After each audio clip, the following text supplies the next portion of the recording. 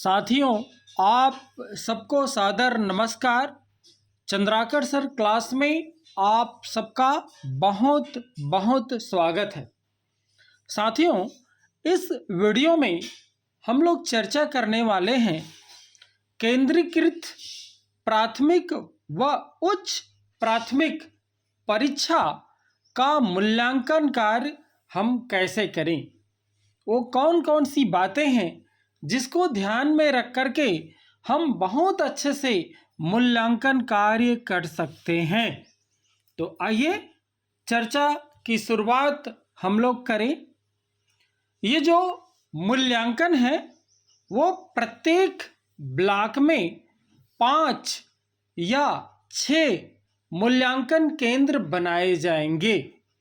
इन्हीं मूल्यांकन केंद्रों पर ही मूल्यांकन कार्य संपन्न होना है।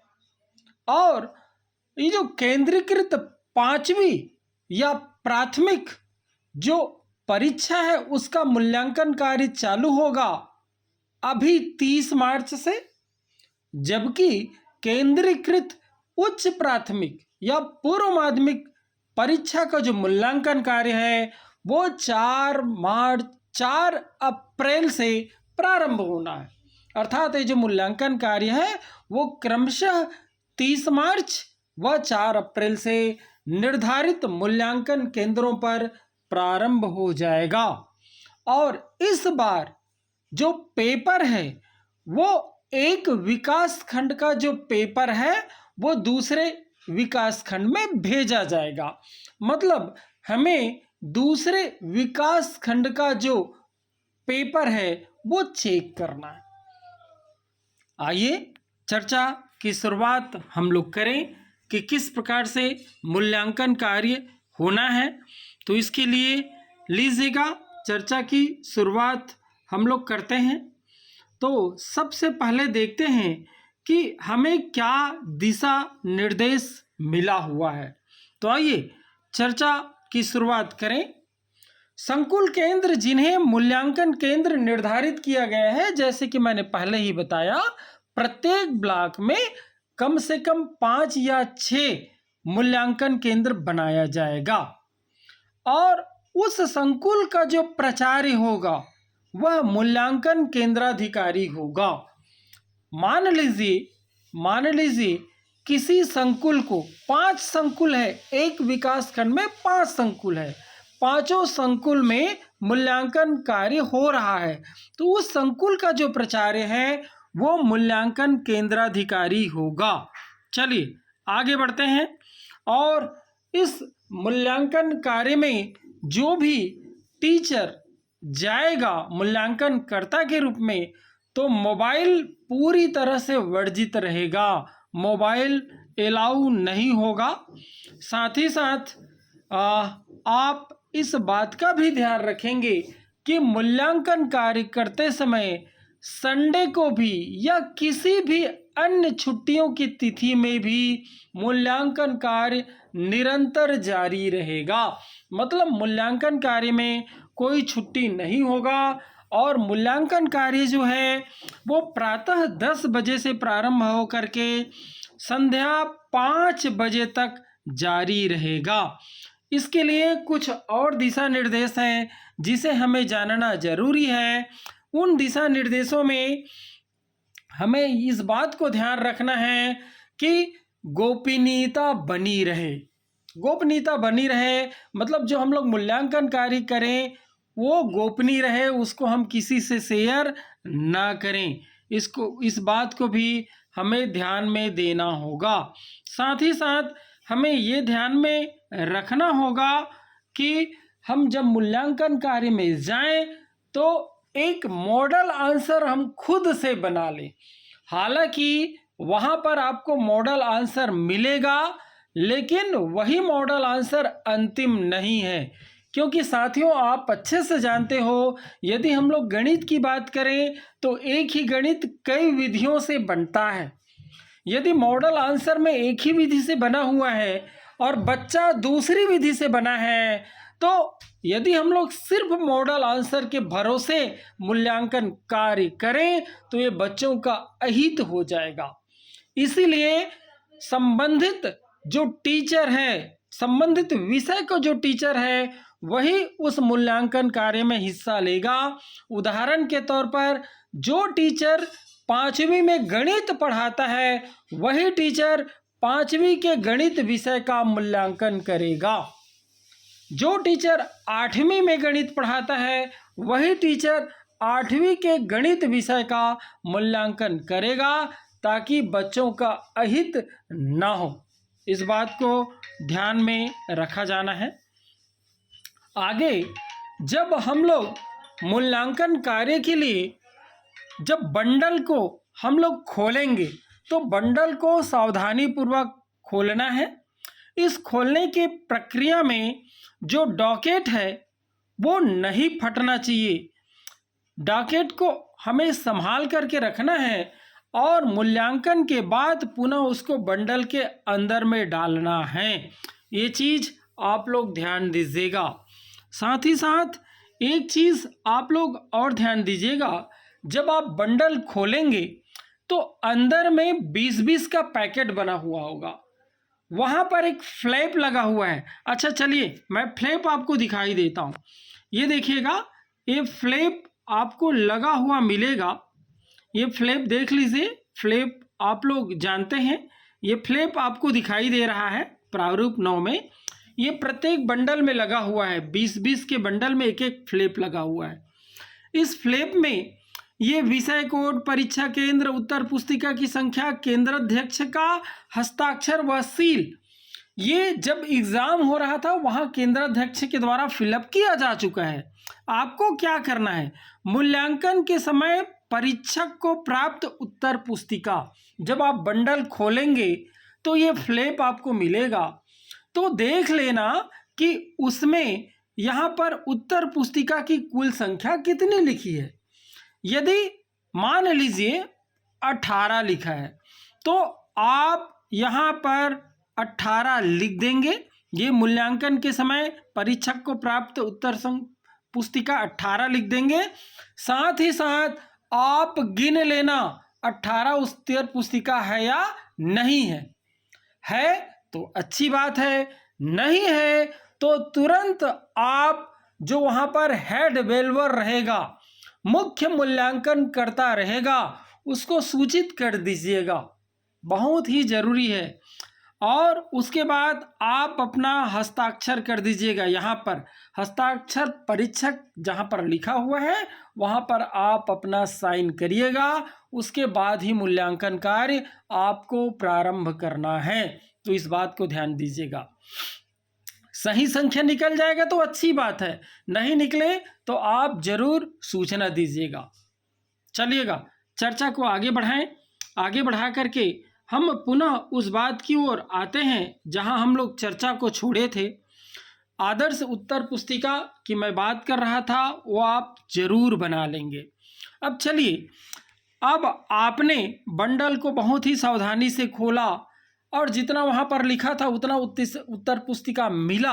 अब आप मूल्यांकन कार्य बहुत अच्छे से प्रारंभ करेंगे और जब मूल्यांकन हो जाएगा, जितना बंडल है ना, मान लीजिए 2 बंडल है, एक बंडल में 20 कापी है, एक बंडल में 8 कापी है, आपने 28 कापी चेक कर लिया। 28 कापी चेक करने के पश्चात आपको अंक सूची भरना है। याद रखिएगा, अंक सूची आपको भरना है। तो इसके लिए अंक सूची का प्रारूप पहले मैं आपको आपके सामने रख देता हूं, देख लीजिएगा। अंक सूची का ये प्रारूप है, ये देखिए, ये अंक सूची का प्रारूप है। 20 कापी या 28 कापी जितना आपने मूल्यांकन कर लिया, उसके बाद आपको ये अंक सूची भरना है। ये अंक सूची भरना है। देखिए, सब्जेक्ट कोड हो सकता है वहाँ पर ये प्रिंटेड मिले, सब्जेक्ट का नाम, मीडियम, सेंटर नंबर, ये सब या तो प्रिंटेड मिल सकता है या सब आपको भरना पड़ेगा। यहाँ पर आंसर बुक्स वैल्यूड और ABS, NR, UFM ये आपको भरना पड़ता है। एक एग्जाम्पल मैं आपको बताऊं, मान लीजिए आपने एक बंडल चेक किया, उसमें 20 कापी है, है ना। उस 20 कॉपी में मान लीजिए एक अब्सेंट है, तो यहाँ पर देखिए आंसर बुक्स वैल्यूड, यहाँ पर आप लोग कितना लिखेंगे, 19 लिखेंगे। एक उदाहरण मैंने दिया, आप एक बंडल चेक किए, है ना, एक फ्लैप आपने निकाला, उसमें लिखा था 19 कॉपी, एक अब्सेंट है, तो यहाँ पर आंसर बुक्स वैल्यूड 19 होगा। अब्सेंट में एक लिखाएगा, NR नील हो जाएगा, UFMA भी नील हो जाएगा। अब यहाँ पर रोल नंबर इन सीट ये कितना हो जाएगा, 20 हो जाएगा। ये 19 आपने चेक किया, एक अब्सेंट है, यहाँ पर 20 आएगा। तो सावधानी आपको बरतना है। कई साथी सोच रहे होंगे कि सर ये UFM क्या है। ये नकल प्रकरण वाली स्थिति है ना। प्रायः ये स्थिति नहीं आएगी अभी वर्तमान जो परीक्षा संचालित है ना। यदि कोई नकल प्रकरण है तो उसकी संख्या भी यहाँ पर आपको लिखनी है। NR का मतलब होता है नॉट रजिस्टर्ड, नॉट रजिस्टर्ड, मतलब जो वहाँ पर पंजीकृत नहीं है, ऐसे रोल नंबर भी आ जाता है, उसमें उसकी संख्या आपको लिखना है। इसकी भी स्थिति का सामना आपको न के बराबर करना पड़ेगा। तो आपको केवल 2 चीज़ ध्यान देना है। आंसर बुक्स वैल्यूड आपने कितना, जो आंसर पुस्तिका है वो आपने चेक किया, और कितना अब्सेंट है आपके फ्लैप में, वो संख्या यहाँ पर रोल नंबर इन सीट में मिलनी चाहिए। मान लीजिए 20 का फ्लैप हम लोग निकाले, उसमें 2 अब्सेंट है, तो आंसर बुक्स वैल्यूड में 18 आएगा, अब्सेंट में 2 आएगा, कुल मिला के यहाँ पर 20 आएगा। निश्चित रूप से आप लोग समझ रहे होंगे। अब यहाँ पर देखिए, ये आपको हो सकता है प्रिंटेड मिले रोल नंबर, है ना, परीक्षा केंद्र के अनुसार ये प्रिंटेड यदि आपको मिले, और ये 2 कॉपी में भरना है, हो सकता है कार्बन लगा लगाया मिले, या आपको खुद को कार्बन लगाना पड़े, साथ ही साथ रोल नंबर आपको प्रिंटेड मिले, या रोल नंबर आपको लिखना पड़े। दोनों स्थितियों का सामना आपको करना पड़ सकता है। तो यहाँ पर ये मार्क इन इंग्लिश आपको यहाँ पर शब्दों में भरने हैं। 3 डब्बा दिए गए हैं, और 5वीं की स्थिति में कुल अंक 40 है, और 8वीं की स्थिति में कुल अंक 80 है। ये देखिए कुल अंक आप लोग यहाँ पर भरेंगे, ये मैक्सिमम मार्क जहाँ पर आपको दिखाई दे रहा है ना, कुल अंक यहाँ पर भरेंगे। यदि आप 5वीं का पेपर चेक कर रहे हैं तो यहाँ पर 40 भरेंगे, और यदि आप लोग 8वीं का पेपर चेक कर रहे हैं तो आप लोग मैक्सिमम मार्क में 80 भरेंगे। तो कुल मिला के मैं ये बोलना चाहता हूँ कि यहाँ पर ये देखिए, ये मैक्सिमम मार्क इन इंग्लिश, तो यहाँ पर 3 डब्बे दिए हुए हैं। शुरू वाले खाने में आप सब में 0 भर दीजिए। अब मान लीजिए 2 डब्बा बच गया। अब मान लीजिए हम 5वीं का पेपर चेक कर रहे हैं, बच्चे को 28 अंक मिला है 40 में, तो शुरू वाले डब्बा में 0 रहेगा, उसके बाद 2, उसके बाद 8, उसके बाद maximum in word in Hindi में, मतलब यहाँ पर शब्दों में लिखना है 28, ऐसे आप लोग लिख देंगे। यही क्रम आप लोग पूरा लगातार जारी रखना। मान लीजिए आपने 28 कॉपी चेक किया है, तो ये 20 का यहाँ पर हो गया, फिर 21 का आप लोग यहाँ से भरना, ऐसे इस प्रकार से आपको फिलअप करते जाना है।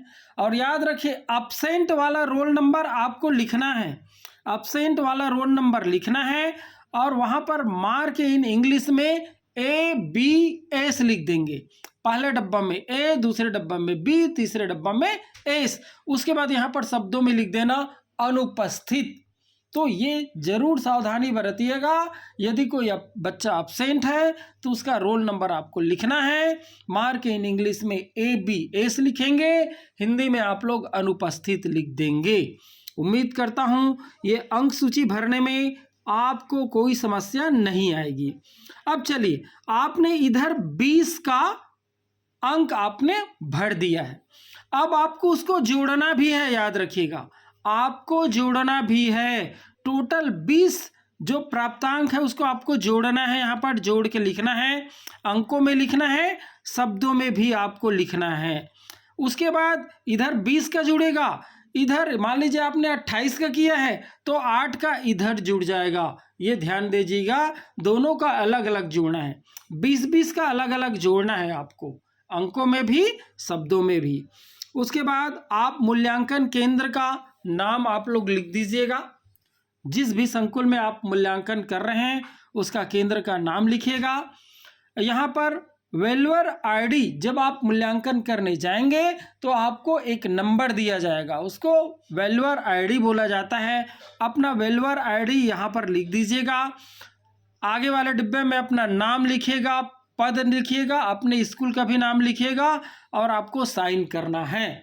इसके बाद इसके नीचे में जो हेड वेल्युअर है, जिसके अंडर में आप मूल्यांकन कार्य कर रहे हो, वो भी अपना आईडी यहाँ पर लिखेगा, है ना।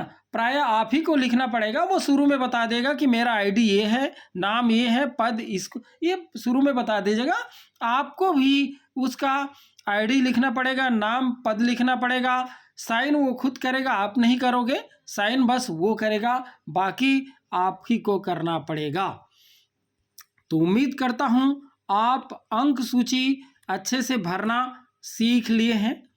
तो ये निश्चित रूप से आप लोग भरेंगे। मैं पुनः बता दूं, ये सब्जेक्ट कोड, सब्जेक्ट नेम हो सकता है प्रिंटेड मिले, जिसकी संभावना ज़्यादा है, लेकिन ये प्रिंटेड नहीं मिलेगा। Answer book valued, ABS, NR और UFM और roll number in seat, maximum mark, ये प्रिंटेड नहीं मिलेगा, ये आपको भरना ही पड़ेगा। चलिएगा आगे बढ़ते हैं, चर्चा को आगे बढ़ाएं। चर्चा को आगे बढ़ाते हुए हम चलें तो यहाँ पर अब जब आप मान लीजिए 6-7 दिन आप लोगों ने मूल्यांकन कार्य किया और मूल्यांकन समाप्त हो गया, तो आपको मूल्यांकन पारिश्रमिक देयक भी आपको भरना पड़ेगा। जैसे मान लीजिए आप 5वीं का कर रहे हैं तो परीक्षा का नाम में लिख दीजिएगा केंद्रीकृत 5वीं या प्राथमिक परीक्षा 2025। मान लीजिए विषय का गणित, जो भी विषय का आप चेक कर रहे हैं विषय में उसको लिख दीजिएगा। मूल्यांकन केंद्र जिस संकुल के अंतर्गत आप लोग मूल्यांकन कार्य कर रहे हैं उसका नाम लीजिएगा। परीक्षा क्रमांक मतलब आप अपना आईडी लिखिएगा। जो आप लोग जब मूल्यांकन कार्य करने के लिए जाओगे तो आपको एक आईडी मिलेगा, वो आपका परीक्षा क्रमांक होगा। फिर अपना नाम लिखिएगा, पता, स्कूल का नाम लिख दीजिएगा। उसके बाद मान लीजिए आपने 5 दिन तक मूल्यांकन कार्य किया तो पहले का दिनांक लिखिएगा। उसके बाद संकुल / केंद्र क्रमांक, आप जो मूल्यांकन कार्य किए वो कौन से संकुल का आया था पेपर आपके पास, और उसका केंद्र क्रमांक आप लोग लिखिएगा। जब आप फ्लैप खोलेंगे ना अंदर पैकेट, तो ये सब केंद्र क्रमांक वाला मिल जाता है। और एक काम जरूर करिएगा, डेली आप रोज 5-6 रोज जितने भी दिन आप परीक्षा मूल्यांकन कार्य कर रहे हैं सबको आप एक रफ कॉपी में लिख लीजिएगा कि भाई आपने पहले दिन फलाने रोल नंबर से फलाने रोल नंबर तक हम कुल 40 उत्तर पुस्तिका चेक किए, है ना। वो अलग अलग केंद्र का भी हो सकता है एक ही केंद्र में 40 कॉपी ना मिले, एक केंद्र का मान लीजिएगा 22 कॉपी मिल जाता है, दूसरे केंद्र का मान लीजिएगा 18 कॉपी मिल जाता है। तो रफ में लीजिएगा ताकि यह भरने में आपको आसानी होगा, यह आपको भरना पड़ेगा।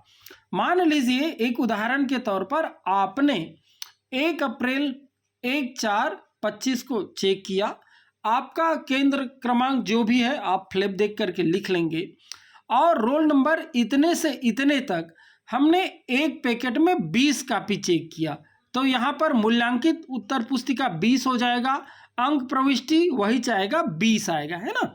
उसके बाद हमें तो 40 चेक करना है, फिर हमें कोई दूसरा केंद्र क्रमांक का बंडल मिलेगा, उसको नीचे में लिखिए, डेट वही रहेगा, ये केंद्र क्रमांक बदल जाएगा दूसरे लाइन में। फलाने रोल नंबर से फलाने रोल नंबर तक जितना भी कॉपी मिलेगा, हो सकता है 20 मिले, 15 मिले, कोई ज़रूरी नहीं आप 40 ही करें, वो 35 भी हो सकता है ना। तो इस बात को आप ध्यान दीजिएगा। और मान लीजिए दूसरा जो बंडल है उसमें 15 मिला, तो ये 15-15 हो जाएगा। तो जब आप रफ में नोट करके रखेंगे तभी आखिरी दिन अच्छे से भर पाएंगे। इसलिए साथियों जरूर ध्यान दीजिए, रोज रफ कॉपी में नोट करिए कि आप जो मूल्यांकन कर रहे हैं वो कौन से केंद्र का है और रोल नंबर कहाँ से कहाँ तक का है। ये आप रफ में नोट करेंगे ताकि आखिरी दिन आप लोग भरने में आपको कोई परेशानी नहीं होगा, वरना फिर आपको हेड वेलवर से मांगना पड़ेगा कॉपी, क्योंकि हेड वेलवर के पास हर दिन का रिकॉर्ड रहेगा, उसको 2-3 रजिस्टर मिलेगा जिसमें रिकॉर्ड रहेगा। तो इतना कंझट ना करें, आप खुद से रफ में नोट करके रखें। और अब देखिए, मान लीजिए आप इन एक हफ्ते में 4 या 5 दिन में मान लीजिए आपने 200 कॉपी चेक किया, आपने 200 कॉपी चेक किया 5वीं का, तो यहाँ पर देखिए क्या होगा। प्रति उत्तर पुस्तिका, उसके बाद खाली स्थान है, तो 5वीं का कीमत कितना है, रेट कितना है, राशि कितनी है, 2 रुपये। प्रति उत्तर पुस्तिका 2 रुपये की दर से कुल, मान लीजिए आपने 200 उत्तर पुस्तिका चेक किया, 200 उत्तर पुस्तिका के मूल्यांकन कार्य एवं अंक प्रविष्टि का पारिश्रमिक रुपए में, तो क्या करेंगे, 200 गुनी 2 कर देंगे। आपने 500 कॉपी चेक किया है तो 500 गुनी 2 कर देंगे। जितना कॉपी आपने चेक किया है उसको 2 से गुना कर देंगे, जितना आएगा उसको रुपये के बाद लिख देना, अंकों में शब्दों में। ये आप लोग जरूर लिखिएगा ये। और यहाँ पर हस्ताक्षर करिए, नाम लिखिए, बैंक का नाम आपको लिखना है ना, बैंक का नाम लिखना है। मान लीजिए SBI है ना, तो SBI लिखना, खाता क्रमांक भी लिखना है साफ अक्षरों में, और आपको IFSC कोड भी लिखना है। कई बार पासबुक का फ्रंट कॉपी का जो पासबुक का जो फ्रंट पेज है उसको फोटो कॉपी भी लगाने के लिए बोल दिया जाता है, तो उसको आप हमेशा बैग में रखे रहिएगा। यदि नहीं मांगेगा तब भी यहाँ पर भरने के काम में देखने का काम आएगा, मांग देगा तो दे देंगे। और यहाँ पर भुगतान रुपयों में, रुपए शब्दों में, अंकों में आप लिख दीजिएगा, और प्राप्तकर्ता के हस्ताक्षर भी कर दीजिएगा। हालांकि राशि आपको बाद में मिलेगा, लेकिन हस्ताक्षर आपको पहले से ही करके देना पड़ेगा। जब मूल्यांकन कार्य का आखिरी दिन होगा तब आपको इसको सबमिट करना पड़ेगा।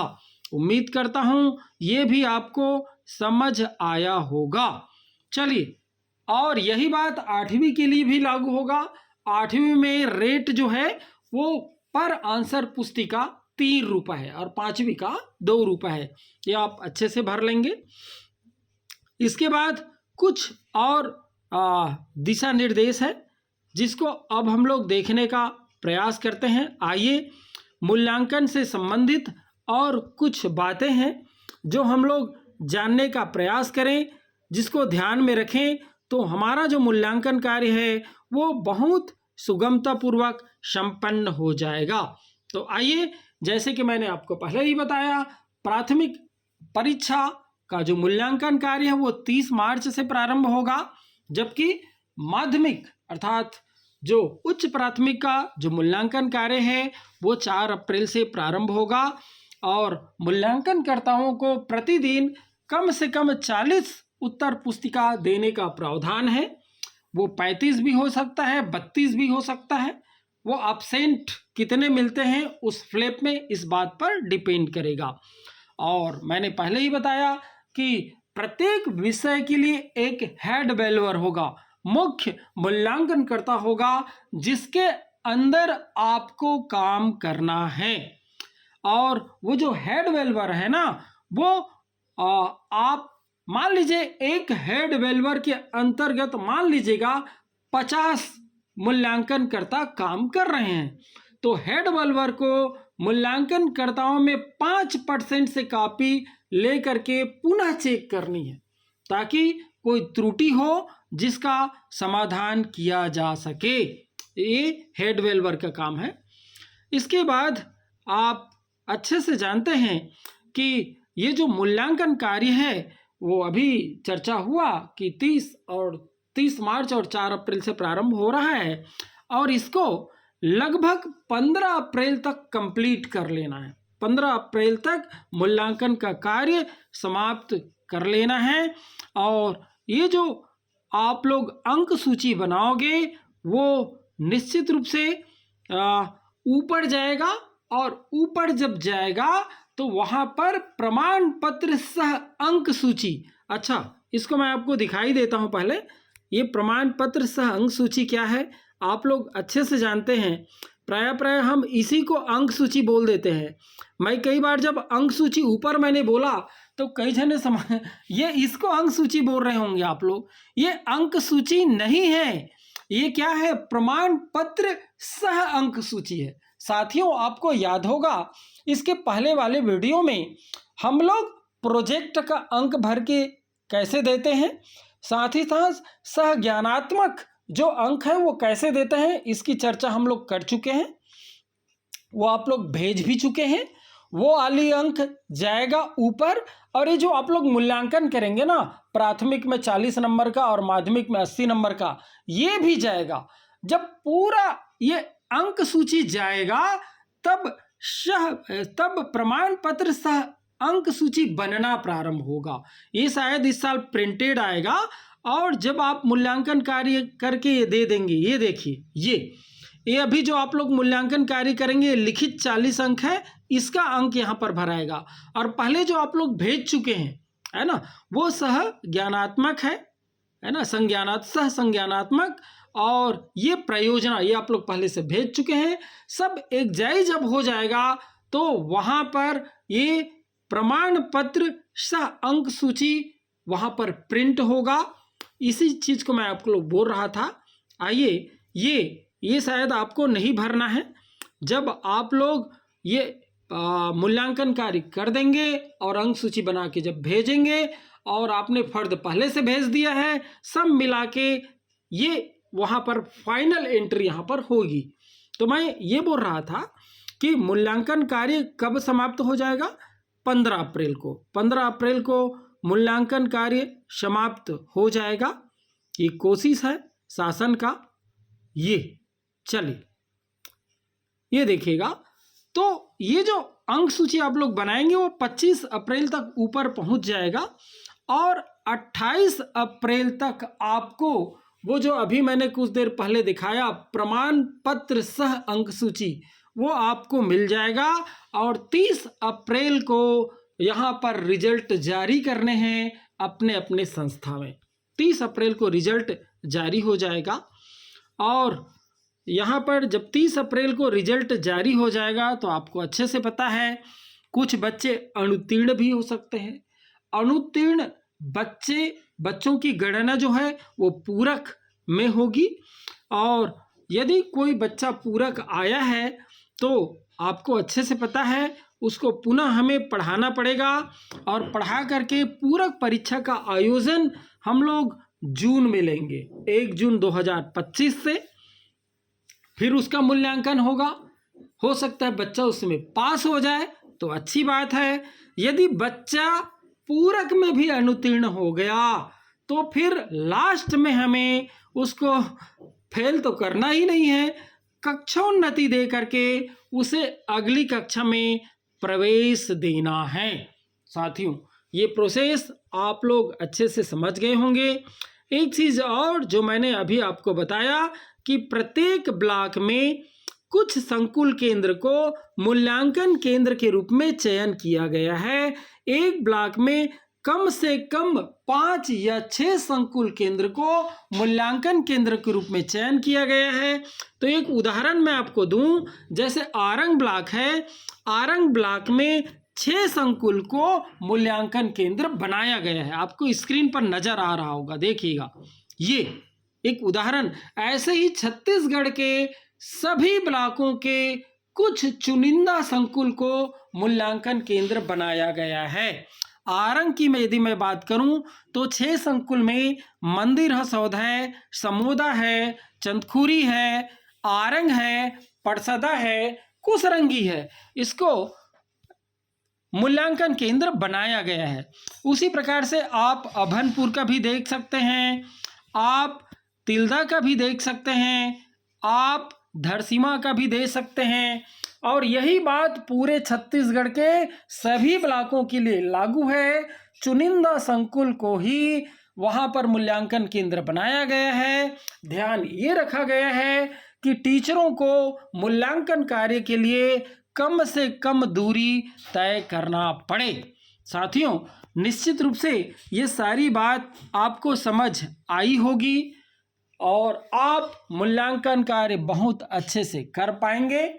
मैं उम्मीद करता हूँ ये वीडियो आपको ज़रूर कुछ न कुछ मदद तो करेगा। तो चलिएगा, ऐसी ही जानकारी के लिए इस चैनल को सब्सक्राइब करिए और इसको शेयर ज़रूर करिएगा। अधिक से अधिक ग्रुप में इसको शेयर करिए ताकि और लोग भी इस जानकारी से मूल्यांकन कार्य करने में उसको कठिनाई ना हो, सुगमतापूर्वक वो मूल्यांकन कार्य कर पाएँ। उम्मीद करता हूँ आप इस मूल्यांकन कार्य को बहुत अच्छे से करेंगे। अब इस वीडियो में बस इतना ही। आप सबका बहुत बहुत धन्यवाद।